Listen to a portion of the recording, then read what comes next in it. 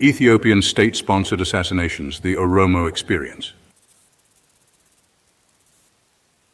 The Horn of Africa bears the scars of a tumultuous past, marked by conflict, power struggles, and systematic oppression. Among the region's many tragedies, the plight of the Oromo people stands as a stark reminder of the human cost of political violence. For over a century, the Oromo, Horn of Africa's largest nation, have endured persecution, marginalization, and targeted assassinations at the hands of successive Ethiopian regimes. This presentation highlights the dark history of state-sponsored violence against the Oromo, examining the motives behind these assassinations and their broader implications for human rights and regional stability. The systematic targeting of Oromo leaders is not a recent phenomenon.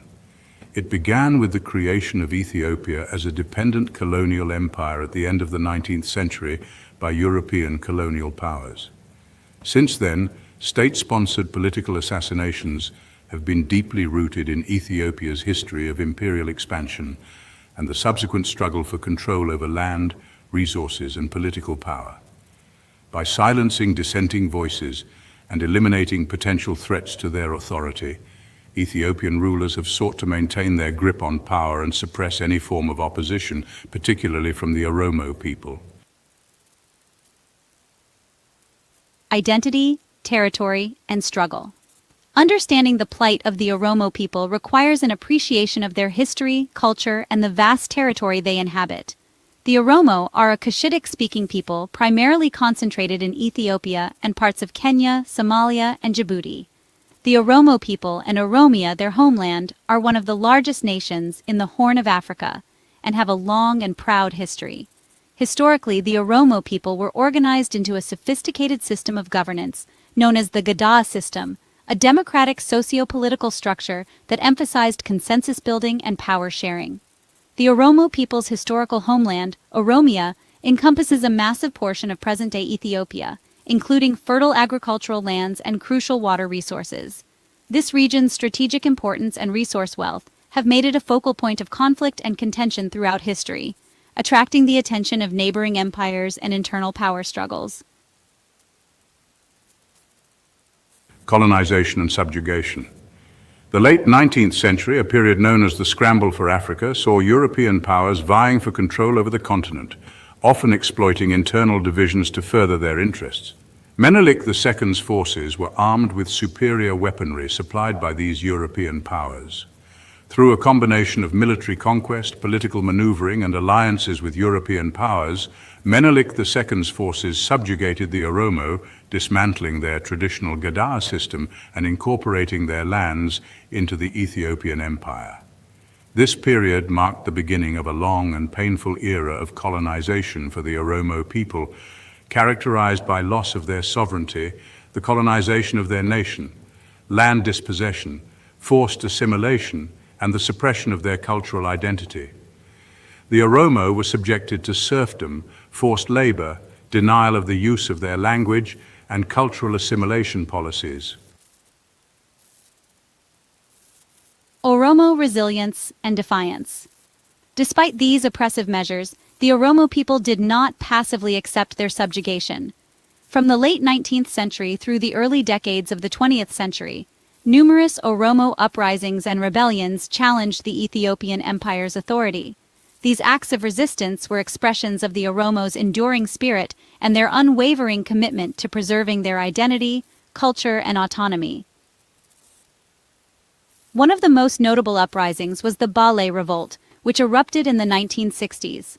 The Bale Oromo, led by General Waku Gutu, mounted a formidable armed resistance against the imperial government of Haile Selassie. The revolt was fueled by grievances over land dispossession, economic exploitation, and cultural repression. Although the revolt was ultimately suppressed, it became a symbol of Oromo resilience and defiance. Other significant resistance movements include the Arsi Oromo's rebellion in the early 20th century and the enduring struggles in the Hararge and Walaga regions. These uprisings, though often brutally quashed, demonstrated the Oromo people's relentless pursuit of justice and self-determination. They laid the groundwork for future generations to continue the fight against oppression. The legacy of these early resistances is a testament to the Oromo's indomitable will and their ongoing struggle for freedom. These historical acts of defiance serve as a powerful reminder of the sacrifices made by countless Oromo individuals to protect their land, culture, and rights against an oppressive regime. The story of the Oromo resistance is not just one of conflict, but also of resilience, unity, and an unyielding quest for justice. It is a crucial chapter in the broader narrative of the Oromo people's history and their ongoing struggle for self-determination. Early assassinations. The subjugation of the Oromo people under Menelik II's rule was met with resistance. Oromo leaders and communities rose up against the Ethiopian Empire, defending their lands, traditions, and right to self-determination. However, these acts of defiance were ruthlessly crushed, and dissent was met with brutal reprisals. During this period, numerous Oromo leaders were targeted for assassination, eliminating potential threats to the nascent Ethiopian Empire's authority. Political assassinations have been a grim feature of Ethiopian history, particularly targeting the Oromo people. These targeted killings are a systemic strategy employed to crush opposition and maintain power. By eliminating influential leaders, the Ethiopian government aimed to dismantle Oromo movements for self-determination and human rights.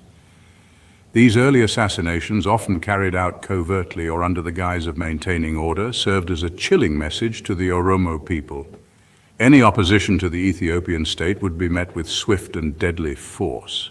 These assassinations create a climate of fear, discouraging open dissent or challenges to colonial rule. The message is clear.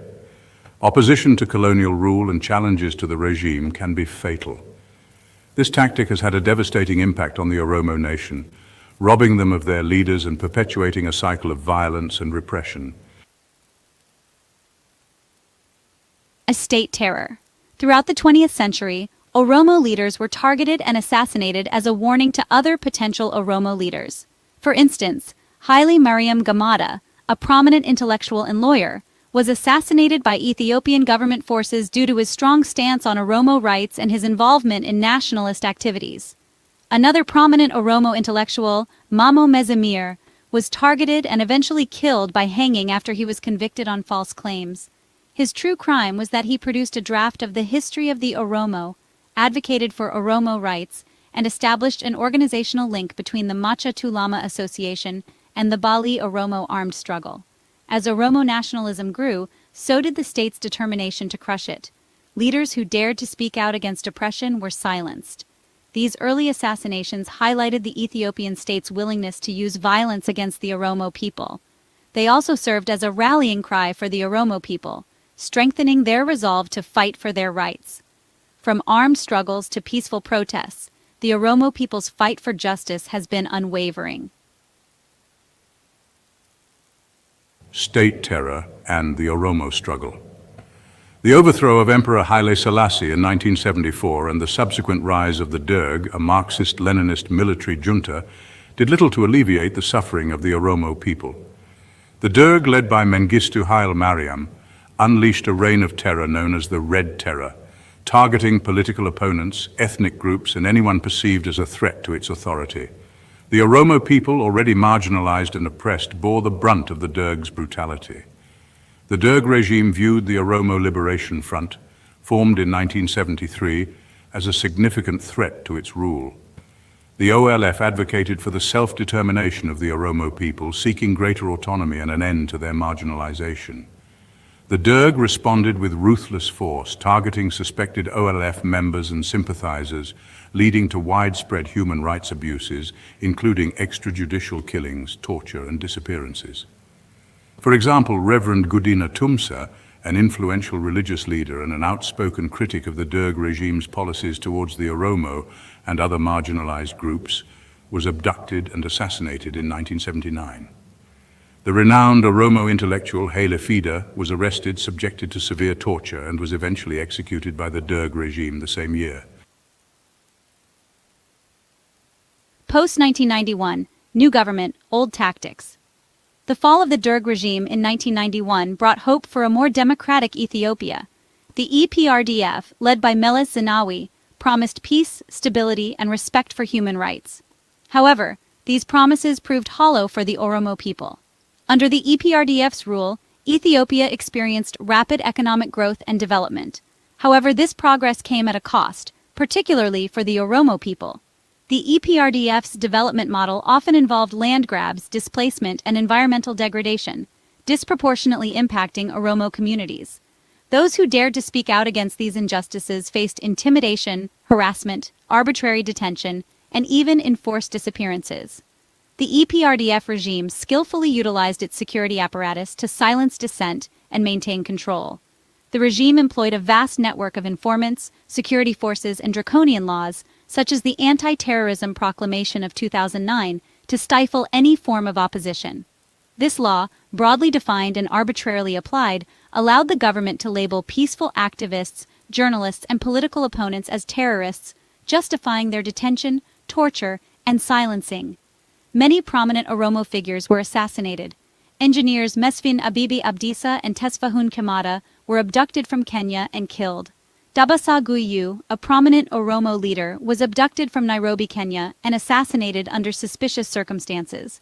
These actions created a climate of fear and impunity, discouraging dissent and perpetuating a cycle of violence. The government sought to maintain its dominance and control over the Oromo people by silencing those who could articulate the Oromo people's grievances, mobilize support for their cause, or challenge the EPRDF's grip on power. Contemporary assassinations fueling the cycle of violence.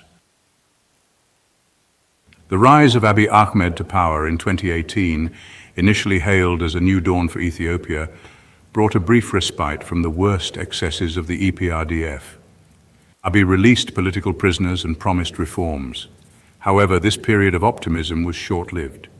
Abiy's regime fueled ethnic tensions that were suppressed under previous regimes to implement its policy of divide and rule. The Oromo people were brutally targeted and faced violence and persecution. Targeted killings and political repression were particularly heightened under Prime Minister Abiy Ahmed. Assassinations of Oromo leaders and activists continued at a rapid pace under Abiy's rule. Concerns about the government's lack of commitment to protecting human rights and ensuring justice were renewed around the free world. Despite promises of reform, the Oromo people remain vulnerable to continued violence and oppression. At present, it is estimated that more than 100,000 Oromo nationals from every walk of life are imprisoned by the Abiy regime without due process. Kori Naginya, Ethiopia's secretive killing committee. The Kori Naginya is a controversial paramilitary group allegedly formed at the behest of Prime Minister Abiy Ahmed under the directive of Shimelis Abdisa, president of the Oromia state. Other members of the group include Fekadu Tesema, Ararsa Mardaasa, Awalu Abdi, and others, all senior officials in the ruling Prosperity Party and Oromia regional state. The group is a secretive committee that has ordered extrajudicial killings and illegal detentions to crush an insurgency there. The Kori Naginya emerged as part of the broader political and security apparatus under the administration of Prime Minister Abiy Ahmed. While ostensibly created to maintain order and combat insurgency, the group's activities have often been linked to serious human rights abuses and violations. One of the most egregious cases attributed to Kori Naginya is the Karayu Aba Gada massacre.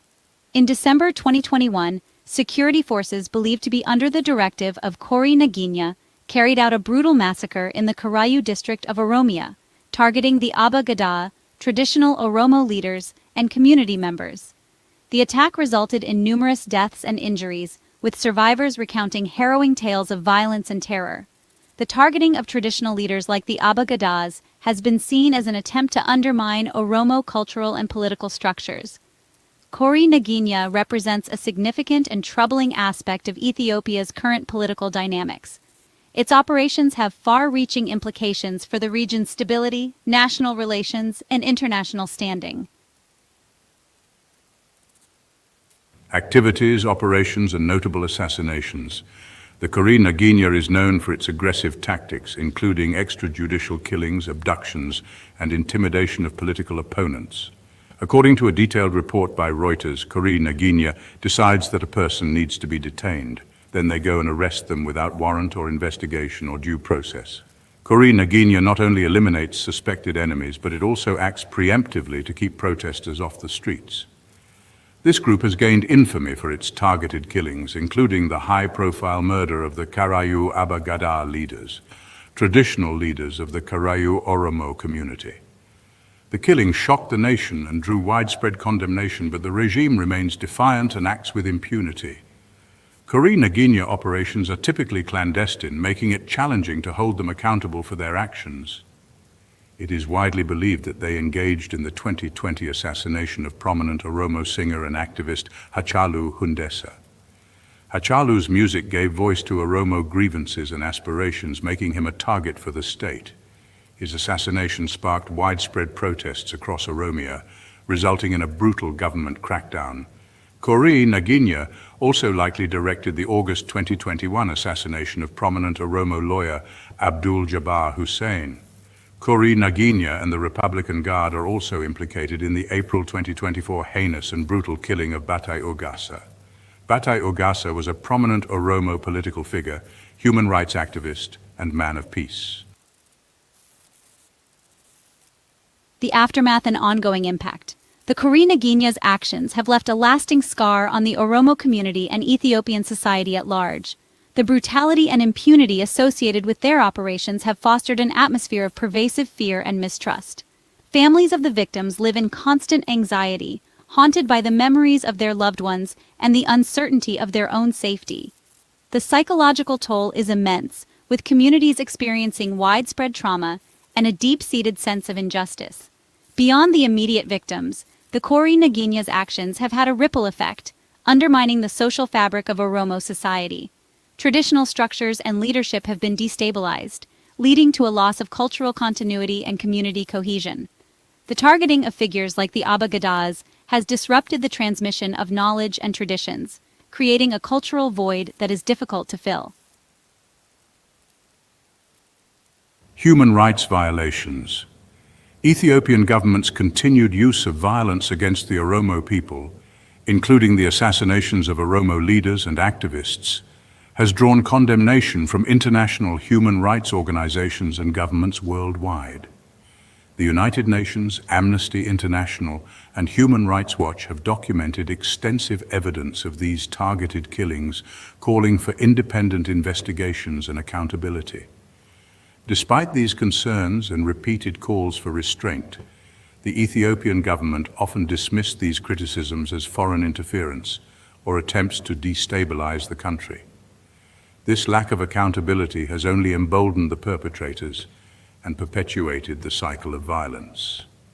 The international community must continue to pressure the Ethiopian government to end its repression of the Oromo people, ensure justice for victims, and allow for independent investigations into various crimes perpetrated against the Oromo people.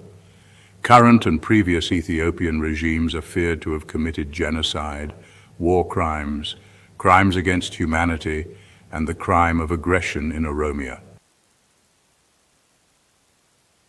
The Oromo struggle for freedom. Despite decades of oppression, the Oromo people have demonstrated remarkable resilience and determination in their struggle for freedom. Their demands have evolved from seeking greater autonomy within a federal Ethiopia to aspiring for full independence. Methods of resistance have diversified, encompassing peaceful protests, civil disobedience, and armed struggle. Grassroots movements and community organizations within Oromia tirelessly advocate for justice and accountability, organizing protests and documenting abuses. The Oromo diaspora plays a crucial role by leveraging their positions abroad to mobilize international support, raise awareness, and challenge the Ethiopian government's narrative through social media, advocacy campaigns, and lobbying efforts. International human rights organizations, including the United Nations, Amnesty International, and Human Rights Watch, have documented extensive abuses and called for independent investigations and accountability. The Oromo community's demand for justice transcends retribution, aiming to restore dignity, preserve cultural heritage, and build a future where all live free from fear. Their resilience and determination to seek justice serve as a beacon of hope amidst adversity. The struggle continues, fueled by the unwavering spirit of the Oromo people. Their fight for freedom is a testament to their enduring strength and commitment to their rights and identity. Support from the international community remains crucial in ensuring the Oromo people's quest for justice and freedom is recognized and respected, highlighting the broader implications for human rights and regional stability. No one is free until we are all free. The state-sponsored assassinations of Oromo leaders represent a tragic and enduring pattern of violence. These targeted killings have had devastating consequences for the Oromo people. Addressing this legacy requires a comprehensive approach. The Ethiopian government must acknowledge past atrocities and engage in meaningful dialogue. The international community has a crucial role in supporting these efforts. The path to peace requires confronting the legacy of violence and ensuring justice. No one is free unless we are all free. Thank you for watching Ethiopian state-sponsored assassinations, the Oromo experience. This video was produced and presented by Birmadu Media. Special thanks to all contributors and supporters. Please subscribe, follow, join, and like us on our various social platforms.